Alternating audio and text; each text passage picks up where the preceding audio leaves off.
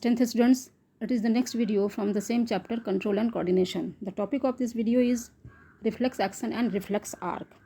As you know that our body parts perform main two different types of actions, which are the voluntary action and the involuntary actions, whereas sometimes body parts perform some quick actions which is unknowingly. Such an unconscious spontaneous actions towards a stimulus is called the reflex action. It is a rapid response, rapid movement of body parts to a stimulus.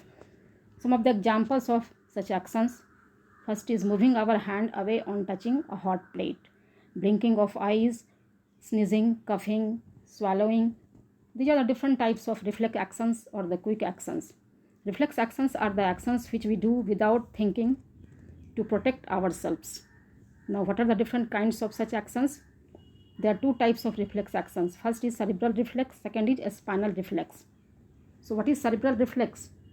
Those reflex actions which are controlled by brain, the message is transmitted to the brain. Such a reflex action is called the cerebral reflex. This occurs in the organs present in the head or above to neck. The contraction in the pupil of eye in the response of bright light is an example of reflex action. Second type of reflex action is the spinal reflex. It is the reflex actions which are controlled by spinal cord are called the spinal reflex. As for example, withdrawal of hands on touching a hot plate, knee jerk movement. These are the two types of spinal reflex. The next topic is the reflex arc. It is a pathway or the route taken by nerve impulses in a reflex action is called the reflex arc. The messages what are transmitted with the help of different nerves, such a route of transmission of reflex action is called the reflex arc. Here is the route.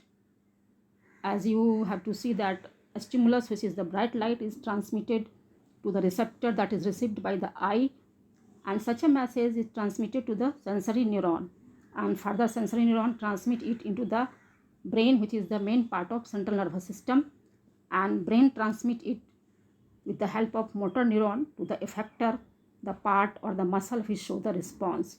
So muscles of iris of eye show the response. And what is the response?